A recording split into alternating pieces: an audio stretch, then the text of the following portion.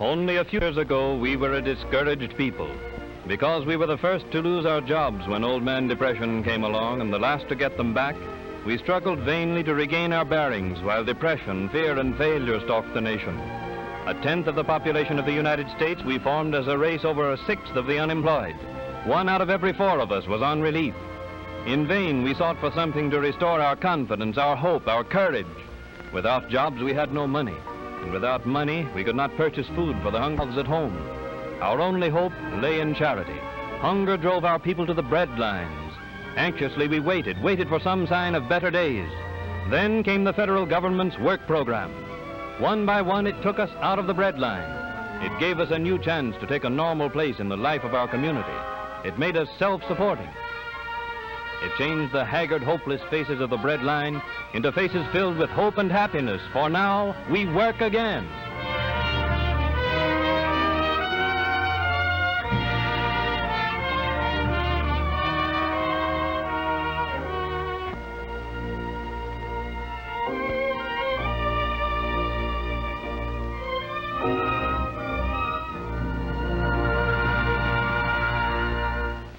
Unskilled laborers, the forgotten men of past generations, now work steadily at decent wages. The nation over, they're building and repairing schools, public buildings, community centers, and airports to meet the changing needs of our modern world. In one project at the nation's capital, 1,200 men are employed in improving bowling fields, grading, constructing runways, building hangars, and administration buildings. In addition to the hundreds of unskilled laborers who were removed from relief roles, many skilled workers are employed in this important improvement project. Hundreds of homes have been freed from the bondage of poverty as their breadwinners find security and hope in their new jobs.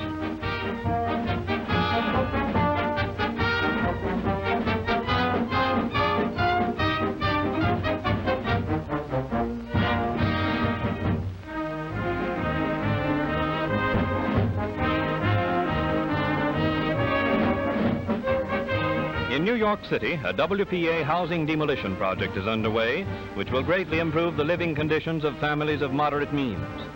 In many other cities of the country, old tenements and fire traps are being torn down to make way for modern buildings containing comfortable sanitary apartments.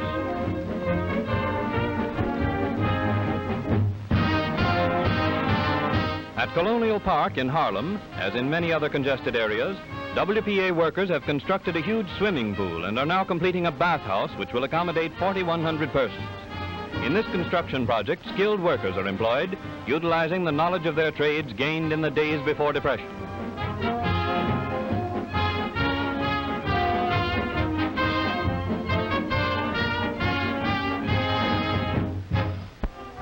Swimming pools are particularly valuable to the community because they offer a haven of relaxation to young and old during the hot summer months.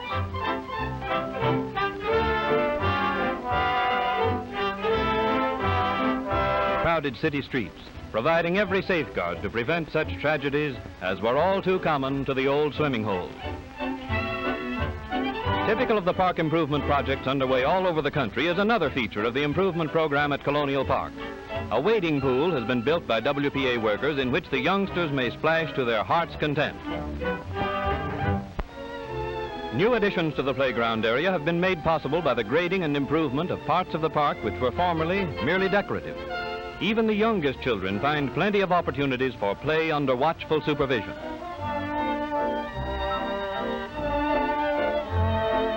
In many parts of the country, nursery schools have been established where almost 10,000 children of our needy families are provided with hot meals, supervised play activities, and excellent preschool training under competent instructors removed from relief roles. In these projects, employment has been provided for 600 teachers, nurses, dietitians, and cooks.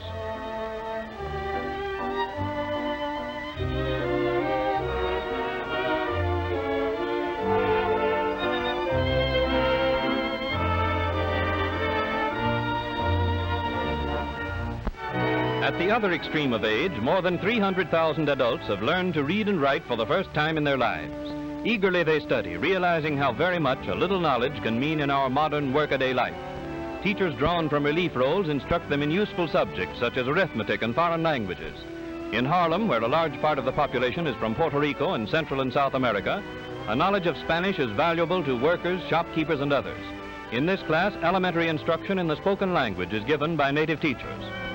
In cooperation with the National Youth Administration, 26,500 young men and women are employed as instructors, laboratory assistants, and clerical helpers. Thus, they are enabled to continue their education. Clerical white-collar workers find employment at filing and checking important records, at typing, and at such unusual occupations as abstracting and filing time-worn land records, so that they may be available for the use of future generations.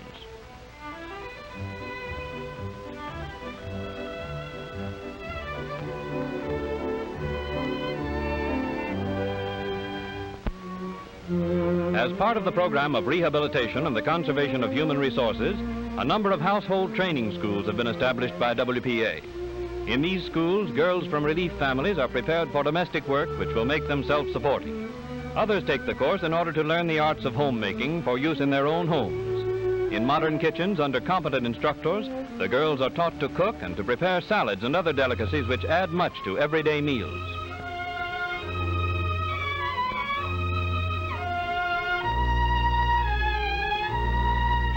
Here's where you may be able to learn something. This is the way the girls are taught to make beds, an art which few master.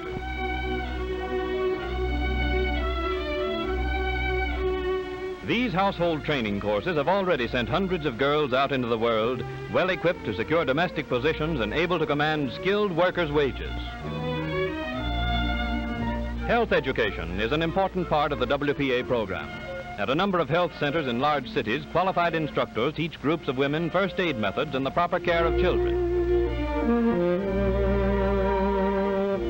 The care of the sick is also taught by trained instructors at health centers throughout the country.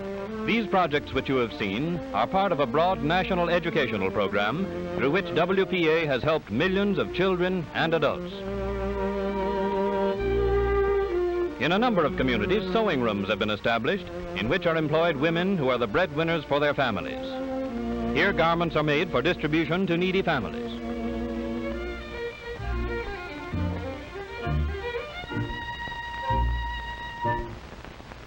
Musicians and singers, too, found employment in orchestral and vocal groups. These art singers, organized and directed by William Lawrence, have successfully presented a great many programs of classical music. Inside of meadow fields are gay, a bird sweet, from nature would all things should rejoice in the spring. La la la la la la la la la la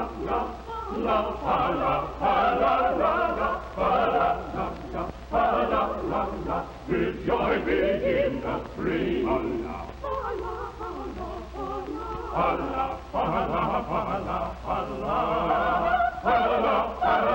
Allah, Allah, rejoicing in the spring.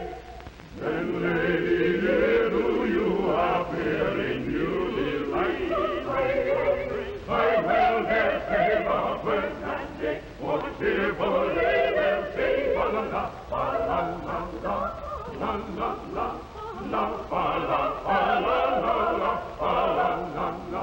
la la la, more cheerfully we'll sing. Allah, Allah, Allah, Allah, Allah, more cheerfully we'll sing. One of our greatest contributions to the world of music is the spiritual, recognized the world over as a fine example of the folk music of America. This choir, directed by Juanita Hall, presents our traditional music in all its beauty.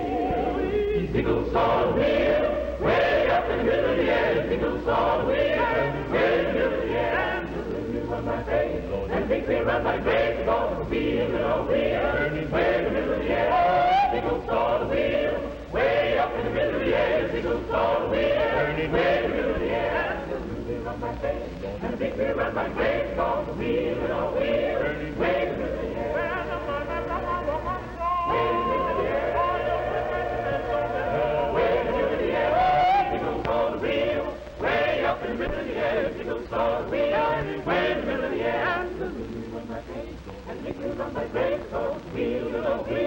way in the middle of the air. Oh, you see, that sister dressed so fine. She ain't got religion on her mind. Oh, it goes all real, way up up in the middle of the air, single saw wheel, turning way in the middle of the air. And the little wheel run my train, and the big wheel run my train, goes wheeling over here, way in the middle of the air. Oh, you see those little wheels, way up big, all the way up and away in the middle of the air. All the little wheels.